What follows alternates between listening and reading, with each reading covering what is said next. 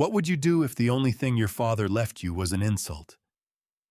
If, after a lifetime of quiet devotion, your brothers inherited the ranch, the cattle, the cash, and all you received was a deed to a stretch of rock and dust so worthless it was known to everyone in the territory as a joke? This was the inheritance of Anna Whitcomb, a barren canyon, a public humiliation, and the cold silence of a family that had written her off.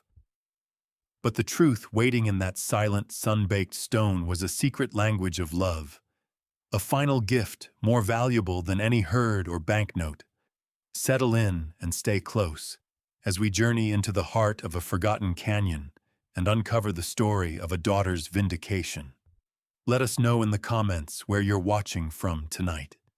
Anna Whitcomb felt the grit of the road settle into the black wool of her mourning dress. It was a fine dust, the color of rust and bone, and it coated everything in the Arizona territory.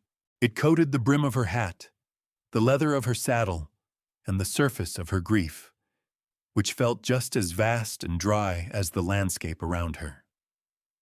Her horse, an old buckskin gelding named Buck, plodded onward with the steady, uncomplaining gait of an animal who understood that distance was simply a thing to be covered, one patient step at a time.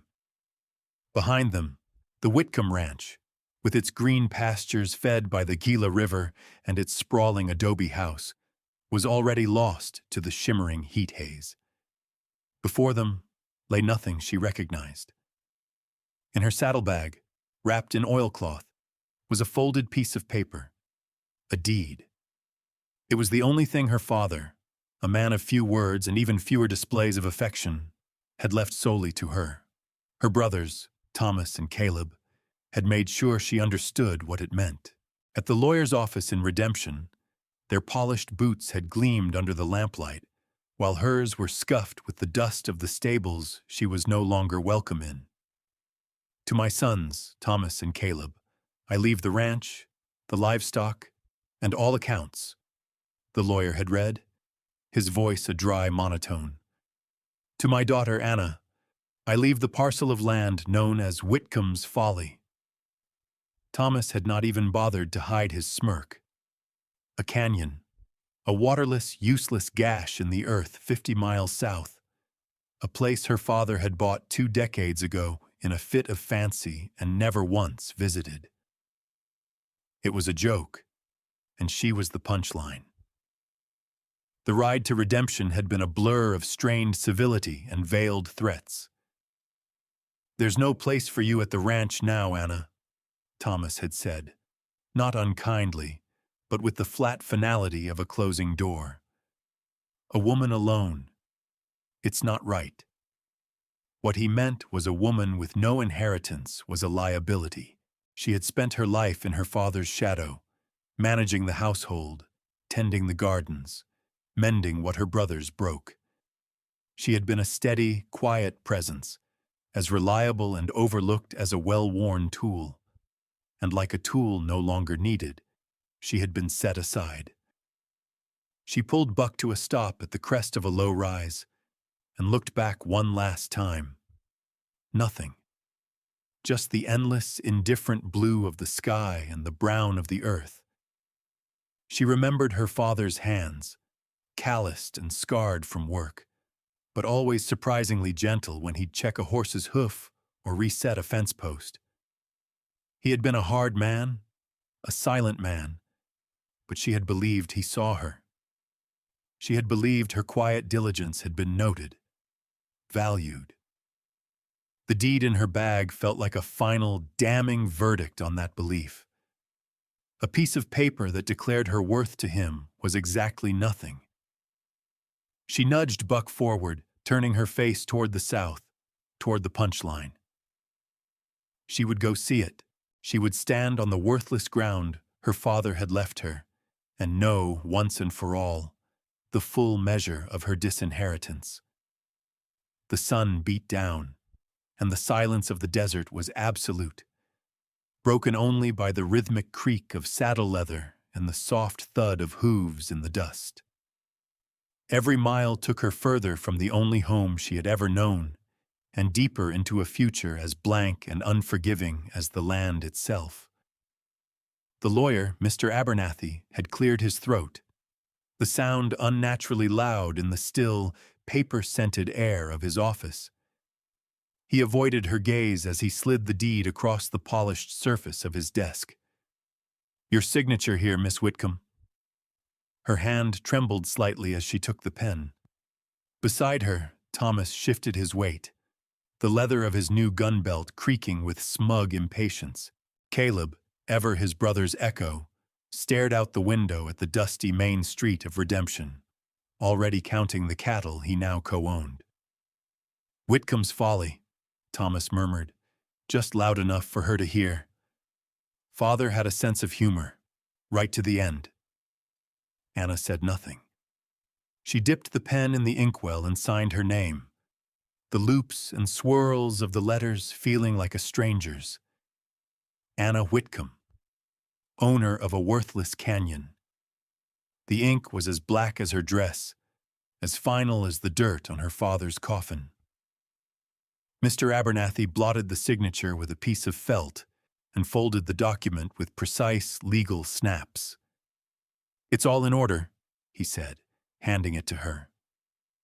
The paper felt thin, fragile. It was nothing but words, lines on a map, but it represented the entirety of her worldly possessions. She stood, her chair scraping softly on the wooden floor. Her brothers remained seated, watching her, their expressions a mixture of pity and relief. She was no longer their problem. She was now the desert's problem. "I'll be needing my horse," she said, her voice steady, though her heart felt like a stone in her chest. Thomas nodded. "Caleb will fetch him from the livery, and your things are in the saddlebags. Not much, but—" He let the sentence trail off. Not much. A change of clothes, a small tin of her mother's sewing needles, a worn book of poems, the artifacts of a life that no longer existed. She walked out of the office and into the blinding glare of the afternoon sun, the deed clutched in her hand. The heat was a physical blow. The town of Redemption went about its business, men leading wagons, women with baskets, children chasing a stray dog. No one noticed the quiet woman in black standing on the boardwalk, holding a piece of paper that was both a deed and a dismissal. She was officially, irrevocably alone. Was her father's final act a moment of cruelty, a careless joke from beyond the grave? Or was there a deeper meaning hidden in the sun-scorched rocks of that forgotten canyon, a message only she was meant to find? Let us know what you believe in the comments below. And if you're enjoying our story, please consider subscribing for more tales of the frontier. Now, as Anna prepared for the long ride south, the whispers of the town were already beginning to follow her. The whispers started before she even left the lawyer's office. Redemption was a small town, and secrets were a poor crop in its stony soil. By the time Anna had purchased a sack of flour, a slab of bacon, and a small bag of coffee at the mercantile, the story was all over town. The proud Whitcomb family, leaving their only daughter with nothing but a patch of badlands. The storekeeper, a portly man named Henderson, counted her coins with an air of theatrical sympathy. "Heading south, are you, Miss Whitcomb?" he asked, his eyes full of pity she did not want. "Long ride. Be careful of the sun." It was a kindness that felt like a stone, heavy and hard. Outside, leaning against a support post for the boardwalk awning, was her brother Thomas. He'd been waiting for her. "Stocking up for your new life as a rock farmer, sister?" he asked, his voice loud enough for the men idling nearby to hear. A few of them chuckled. Anna cinched the supply sack to the back of her saddle and didn't look at him. "Thomas, don't," she said, her voice low. "Don't do this here." His laughter was harsh. "Do what?" I'm just wishing you well on your new venture. Everyone in the territory knows about Whitcomb's folly. Father used to laugh about it, said he only bought it so no other fool would. He pushed himself off the post and took a step closer. Go back east, Anna. Find a husband. There's nothing for you here. His words were a public disowning, a final severing. She finally turned to look at him, her gray eyes meeting his. She held his gaze, her silence a shield he could not penetrate. For a moment he looked away, a flicker of something, shame perhaps, in his eyes. Then he straightened his shoulders, his arrogance returning like a mask. He turned and walked away without another word. She finished her knots, her hands moving with practiced efficiency, her knuckles white. As she mounted Buck and prepared to ride out of town, a voice, thin and reedy as desert grass, called to her. Child.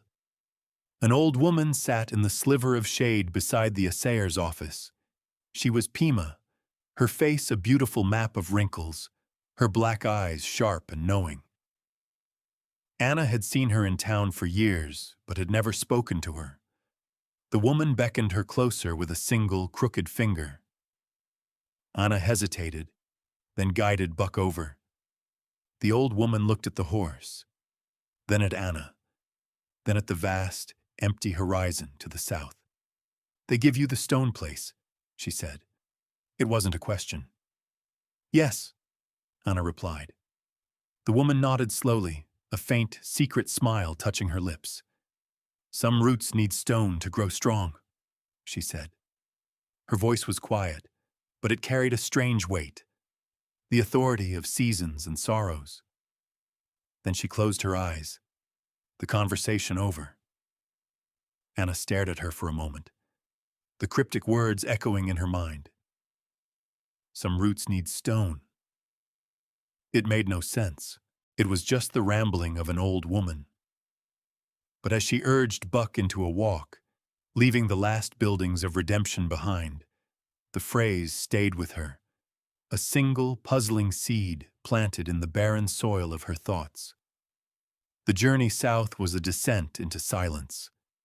The sparse grasslands gave way to broken country, a landscape of jagged mesas, dry arroyos, and towering saguaros that stood like silent, patient sentinels. For 2 days, Anna rode under a sun that bleached the color from the sky. The only sounds the plod of Buck's hooves and the whisper of the wind through brittle scrub. The heat was relentless, a physical presence that pressed down on her, baking the grief and anger into a hard, stoic resolve. She camped at night, building a small fire not for warmth, but for company, its flickering light a tiny anchor in the vast, star-dusted darkness. Buck would stand nearby, his quiet presence a comfort. He was the last living link to her old life, a creature of simple loyalty who asked for nothing but water and a gentle hand. On the morning of the 3rd day she saw it, a deep, narrow cleft in a long line of red rock cliffs. According to the map Mr. Abernathy had drawn for her, this was it.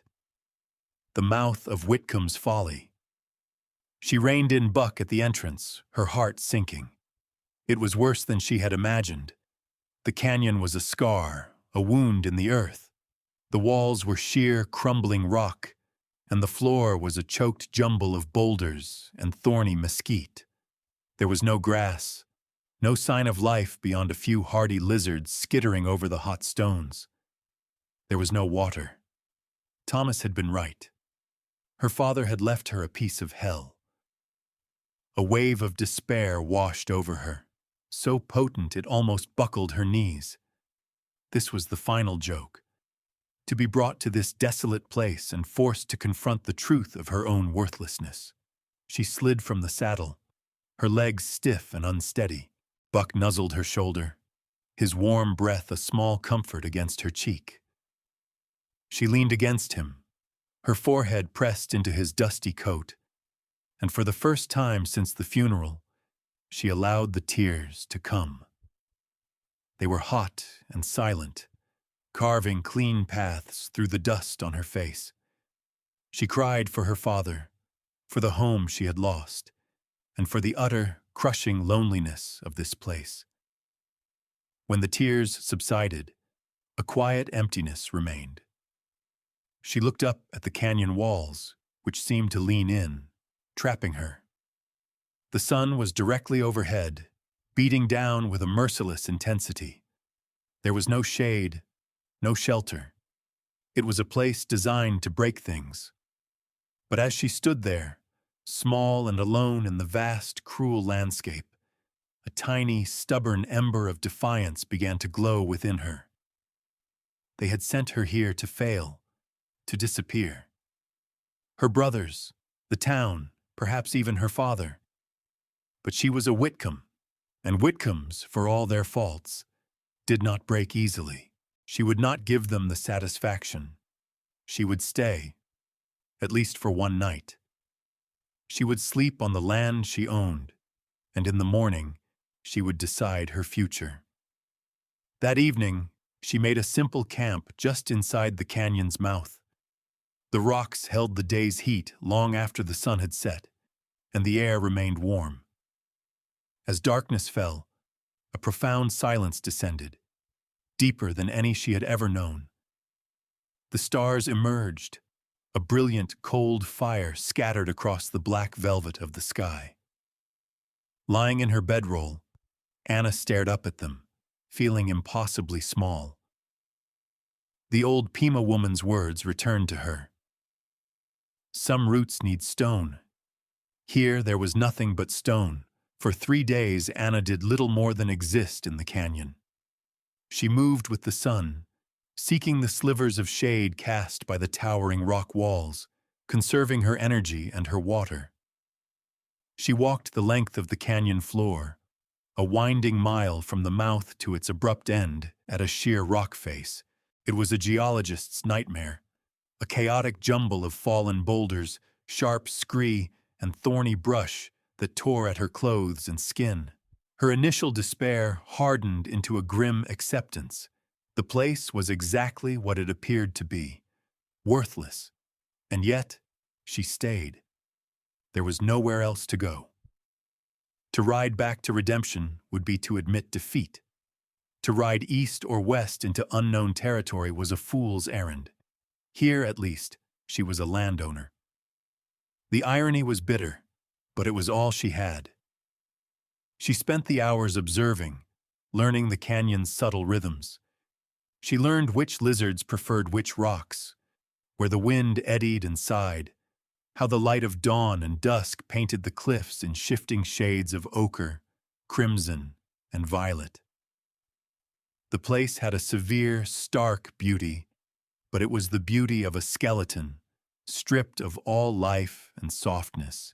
On the 4th afternoon, as the sun began its descent, she was sitting on a flat-topped boulder, mending a tear in her sleeve, when she saw it. High up on the western wall, at least 200 feet above the canyon floor, something glinted. It was a quick, sharp flash of light, like a heliograph signal. It lasted only a second, then vanished. She squinted, scanning the rock face. Nothing. Just the rough, weathered sandstone, cracked and pitted by millennia of sun and wind. She dismissed it. A piece of mica, perhaps, or a shard of quartz embedded in the rock, catching the sun at a perfect angle. It was nothing. But the next day, she found herself watching the western wall as the afternoon wore on. She had chosen a spot with a clear view and waited. The sun lowered, its light turning thick and golden. And then, at what seemed to be the exact same moment as the day before, it happened again. A brilliant, clean flash of light, in the very same spot. This time she was ready. She fixed her eyes on the location, memorizing the pattern of cracks and shadows around it. It wasn't mica. The flash was too clean, too focused. It looked manufactured, like a piece of glass. But what would a piece of glass be doing embedded in a cliff face in the middle of nowhere? The question was a hook. It snagged in her mind and refused to let go. It was the first thing in this desolate place that did not make sense. Everything else was brutal, honest, and obvious in its worthlessness. But the glint was a mystery, a tiny, inexplicable detail in a landscape of harsh certainties. It was a secret. For the first time since she'd arrived, she felt a flicker not of despair, but of curiosity. That night her sleep was less troubled.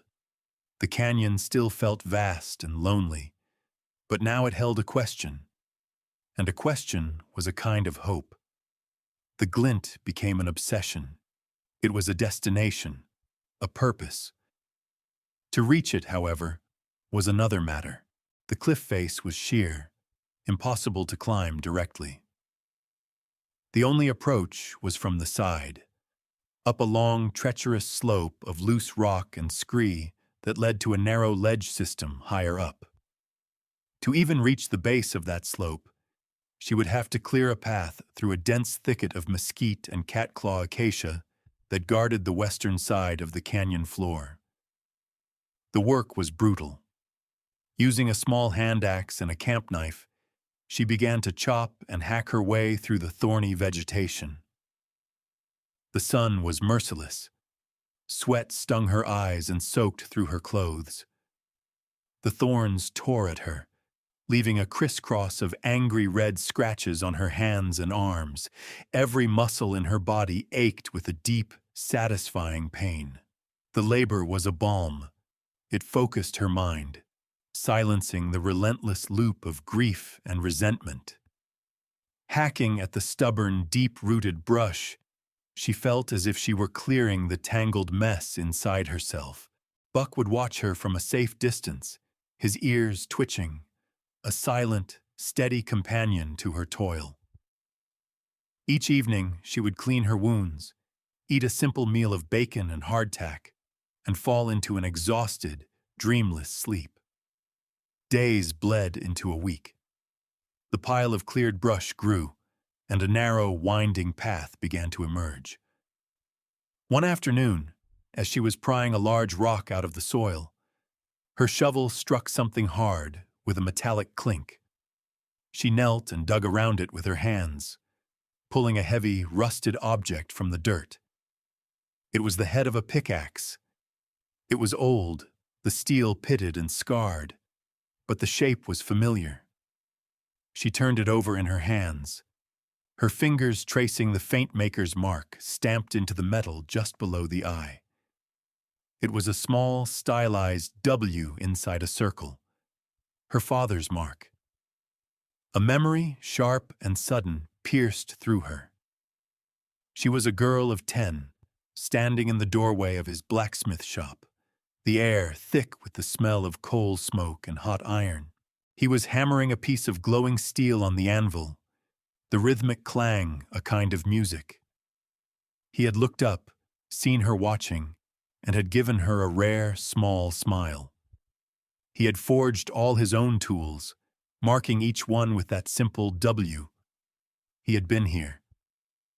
The realization struck her with the force of a physical blow. Her father, who had supposedly never set foot in this canyon, had been here. And he had been working. This tool wasn't casually lost. It was buried, as if left behind in the middle of a job. The path she was clearing was not the first. Someone had stood here years ago and worked this same ground. She looked from the pickaxe head in her hand up toward the glinting spot on the cliff. No longer just a curiosity, but the endpoint of a trail laid by her own father.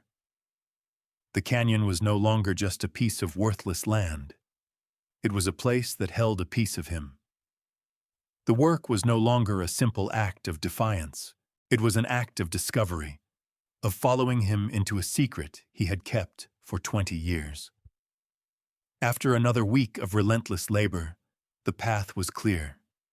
It ended at the base of the scree slope, a steep, unstable river of gravel and rock. The climb was slow and perilous. For every 2 steps she took, she felt herself slide 1 step back. The loose stones shifted under her boots, threatening to send her tumbling down. She used her hands, grabbing onto the few stable rock outcroppings, her fingers raw and bleeding. Finally, gasping for breath, she pulled herself onto the first solid ledge. From here, she could see the canyon laid out below her, a winding ribbon of stone and shadow. She rested for a moment, then began to follow the narrow ledge as it snaked its way along the cliff face. It was barely a foot wide in places, a dizzying drop to her left. She kept her body pressed against the rock wall, not daring to look down.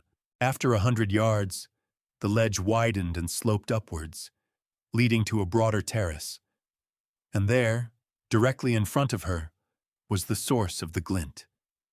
It was a small, square pane of glass, no bigger than her hand, set flush into the stone.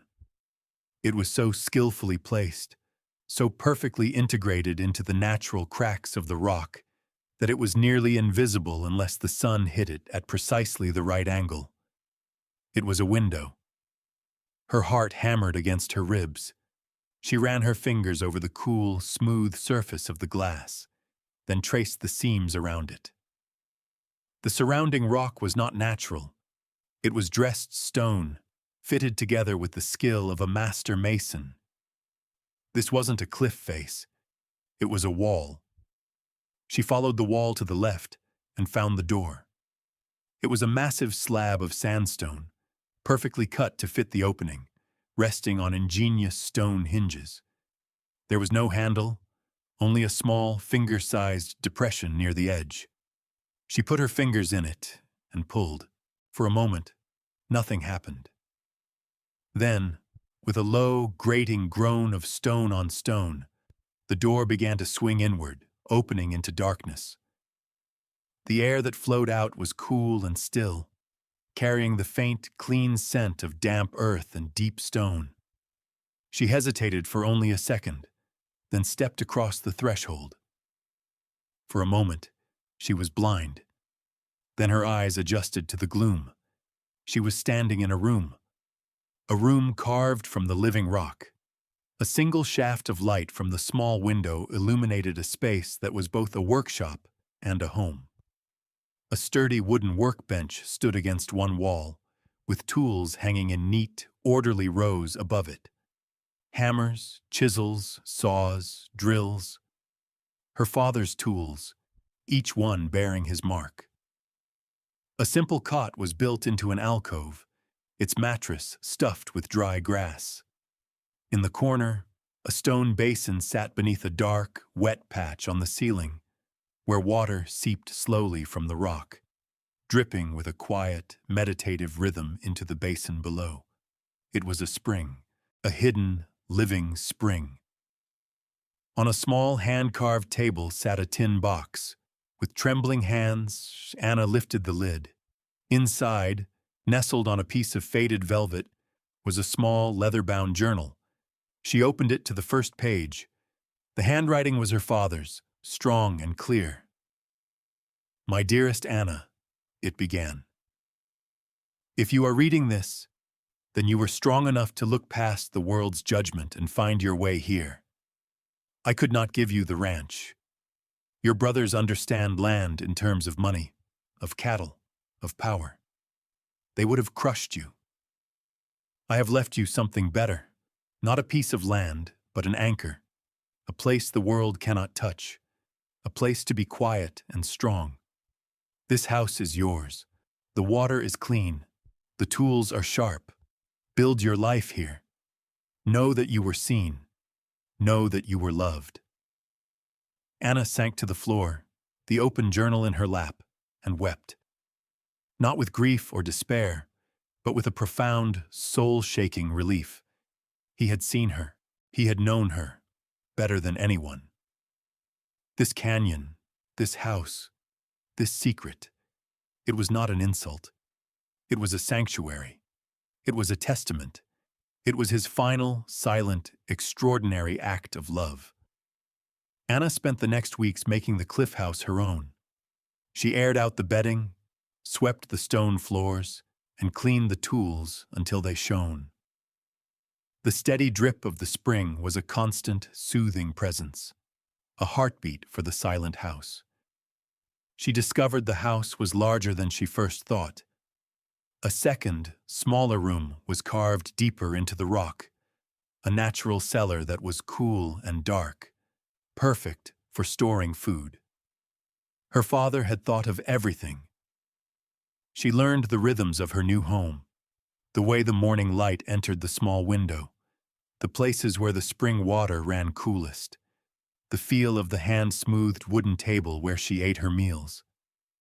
The loneliness she had felt was replaced by a deep sense of peace, of belonging. She was not an outcast in a worthless canyon. She was the keeper of a hidden kingdom. One afternoon, the sky to the north began to bruise, turning a dark, angry purple. The wind picked up, howling down the canyon with a mournful cry. A summer monsoon was coming, one of the violent, sudden storms that could turn the desert into a maelstrom. She brought Buck up the winding path to the wide terrace in front of the house, securing him in a small, three-sided shelter her father had built against the cliff. As the first fat drops of rain began to fall, she stood in the doorway of her stone house, watching the storm roll in. The rain came in sheets, a solid wall of water that blurred the opposite cliff face. Lightning spider-webbed across the sky, followed by peals of thunder that echoed off the canyon walls like cannon fire. Within minutes, the dry, dusty canyon floor was a raging, muddy river, carrying boulders and uprooted trees in its torrent. She and Buck were safe and dry, perched high above the flood. It was a terrifying, magnificent sight. As the storm reached its peak, she saw movement at the canyon's mouth. 3 riders, hunched against the wind and rain, were struggling to control their horses at the edge of the floodwaters. Through the deluge, she recognized them. Her brothers, Thomas and Caleb, and one of their ranch hands. They were shouting, gesturing wildly toward her side of the canyon. What were they doing here? Then, during a brief lull in the downpour, she saw a 4th rider. He was not with them, but was approaching from the west, his horse picking its way carefully along the high ground near the canyon wall. He was seeking shelter from the storm's fury. The man looked up and saw her standing in the doorway of the impossible house. He guided his horse toward her path. At the same time, her brothers saw him. "Hey!" Thomas's voice, carried on the wind, was sharp with suspicion. "This is private property." The stranger ignored him, dismounting at the base of the path and starting to climb, leading his horse. He moved with a steady, confident purpose. He was tall and lean, dressed in practical, weathered clothes. When he reached the terrace, he took off his hat, rain streaming from the brim. "Ma'am," he said, his voice calm despite the roaring storm. "Daniel Price. I'm a surveyor for the territory. Got caught in this blow. I hope you don't mind me taking shelter." Before she could answer, Thomas bellowed from across the flood. "Anna, what is the meaning of this? We heard a rumor. There's water here." His eyes were fixed on the overflow from her spring, a small, steady trickle of clear water running down a channel carved in the rock, a stark contrast to the muddy torrent below. His face was a mask of disbelief and raw, covetous fury. The crisis had arrived, not just as a storm of wind and rain, but as a storm of greed. The storm raged for another hour, then passed as quickly as it had come, leaving behind a world washed clean and dripping. The floodwaters in the canyon began to recede, though the ground remained a treacherous sea of mud. Throughout it all, Daniel Price remained a calm, steady presence. He helped Anna check on Buck, his movements quiet and efficient, his respect for the animal clear. Her brothers remained on the opposite side, their impatience and anger palpable across the diminished but still impassable wash. When the sun broke through the clouds, steaming the wet rock, Daniel turned to Anna. "That house," he said, his voice filled with a quiet awe. "I've surveyed this whole territory. I've never seen anything like it." "My father built it," she said simply, "years ago." Across the canyon, Thomas shouted again. "Anna, we need to talk. That water changes everything." Daniel looked from Thomas's furious face to Anna's calm one. "May I see your deed, Miss Whitcomb?" he asked gently. She retrieved it from the tin box, the paper feeling more solid and real than ever before. He unfolded it carefully, his eyes scanning the legal description, the survey coordinates, the signature and seal. He pulled a set of rolled charts from his own saddlebag, protecting them from the damp. He unrolled one on the table, a detailed topographical map of the region. For several long minutes, he worked, using a compass and ruler, making small pencil marks, his brow furrowed in concentration. Finally, he looked up. "Your father was a very precise man," he said. "The deed is ironclad. The parcel boundaries are clearly marked and correctly filed. The springhead is located well within your property line. 100%. A profound sense of relief washed over Anna, so strong it made her feel lightheaded. "They can't take it?" she asked, her voice barely a whisper. "No, ma'am," Daniel replied, his gaze direct and reassuring. "Legally, they can't touch it." By late afternoon, the water had receded enough for her brothers to cross. They stormed up the path, their boots caked in mud, their faces thunderous.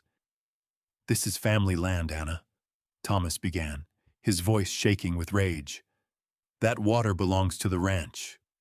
"No," Daniel Price said, stepping forward slightly. He wasn't a large man, but he had an unshakable stillness about him. "This land, and everything on it, belongs to Miss Whitcomb. I've verified the deed and the territorial survey. The claim is sound." He met Thomas's glare without flinching. "If you try to contest it, you will lose." Thomas stared, speechless, his blustering fury deflating in the face of Daniel's quiet authority.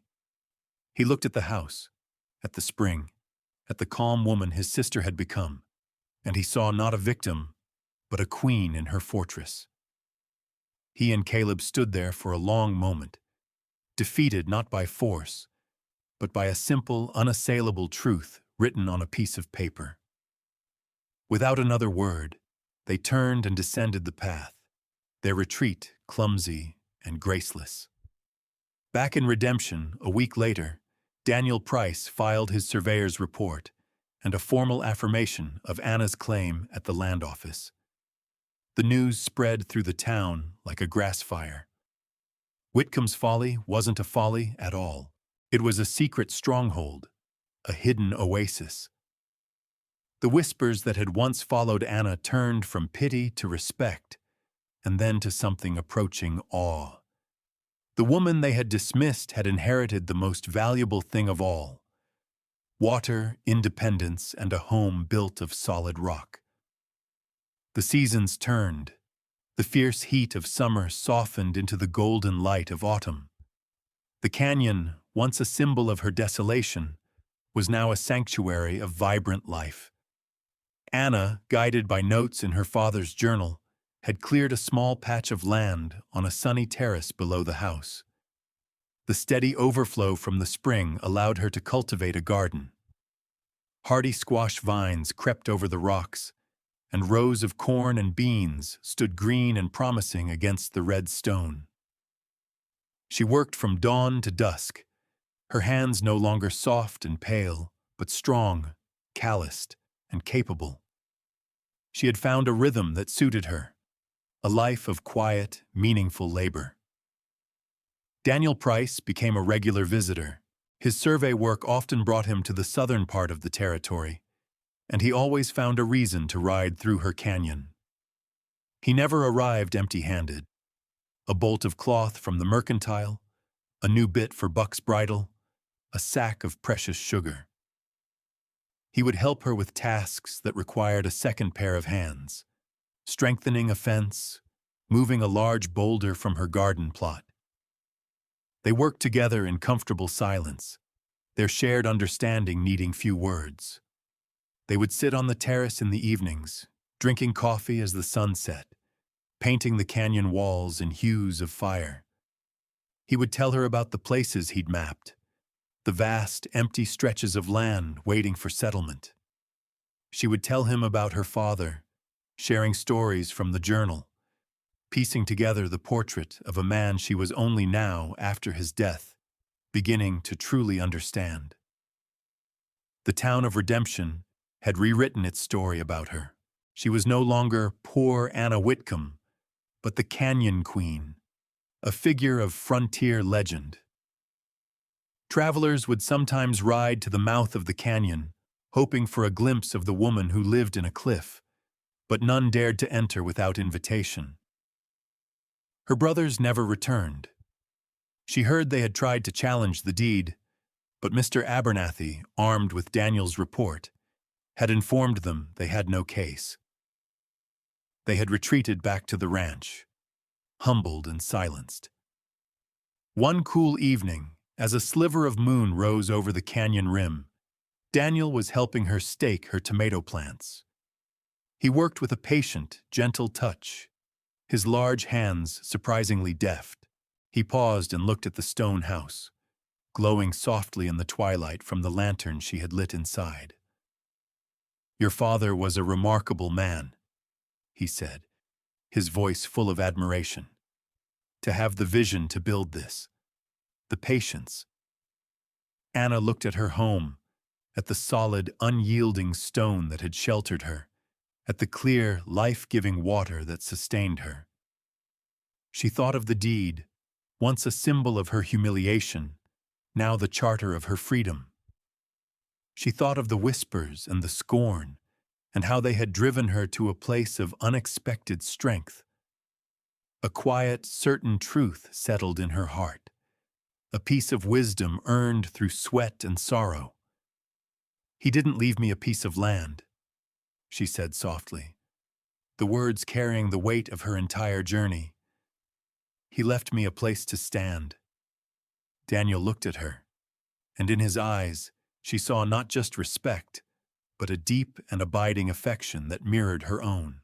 Here, in the heart of what the world had called worthless, she had found everything of value: a home, a purpose, and a partner who saw her not as a dismissed woman, but as the strong and capable architect of her own life. Thank you for joining us for this story to the very end. It's a powerful reminder that true inheritance is not about what we are given, but about the strength we find in what others discard. If this story of resilience and hidden love resonated with you, please consider leaving a like and a comment below. Be sure to subscribe for more tales of the quiet heart of the Old West. We'll see you again soon for our next story.